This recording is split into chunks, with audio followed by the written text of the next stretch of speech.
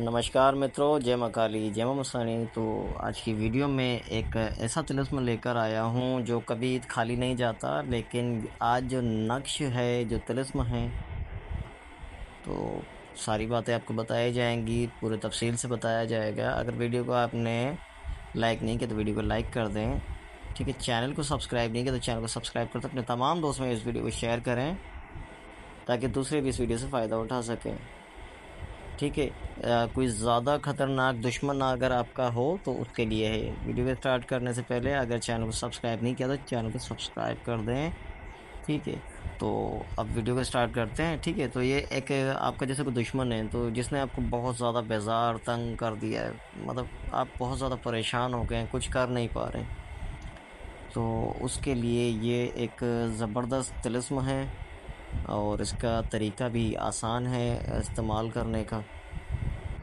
तो बस इसमें शर्तें मेरी यही होंगी, ठीक है ना। अभी ये नक्श जो है तिलिस्म जो है पूरा नहीं है अभी, ठीक है। इसको मैं पूरा दिखाऊंगा आपको, ठीक है। अभी इसके अल्फाज मिटे हैं तो इसके सारा तरीका और पूरा बताऊंगा। तो आपने क्या करना है, सिर्फ वीडियो को पूरा वॉच करना है, वीडियो को स्किप नहीं करना है, ठीक है। पहले मैं इसकी तफसील बता देता हूँ, फिर आपको जो है तिलिस्म नक्श पूरा दिखा देता हूँ, ठीक है। तो इसको इस्तेमाल करने का पूरा प्रोसेस ये आ चुका है सामने, पढ़ भी ले और मैं भी बता देता हूँ। दुश्मन को कमज़ोर, लाचार, ठीक है ना, और मतलब बेकार हालत हो जाएगी उसकी। तो तिलिस्म ज़वाल के वक्त या सूरज ग्रुप होने के दौरान लिखें, ठीक है। लिखते वक्त दुश्मन का नाम जहन में रखें या मुंह से दोहराते रहें, और तिलिस्म किक्कर के दरख्त के साथ लटका दें। अब किक्कर का दरख्त कौन सा होता है? कांटेदार होता है, ये बबूल का भी कहलाता है, ठीक है।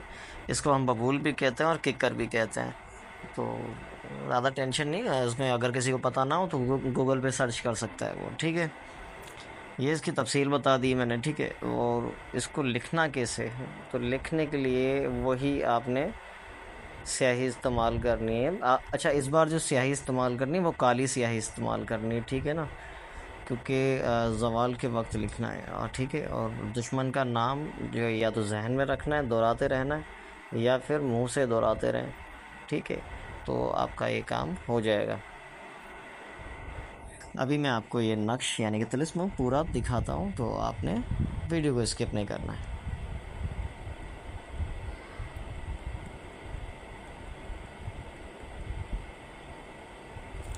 ठीक है, तो ये जो आ चुका है नक्श कंप्लीट, तो इसको आप स्क्रीनशॉट लेकर और फिर अपने इस्तेमाल में लें। इसको देखकर बहुत आसान सा है, लिखना इतना मुश्किल नहीं है। मिलते हैं अगली वीडियो में। जय माँ काली, जय माँ सानी।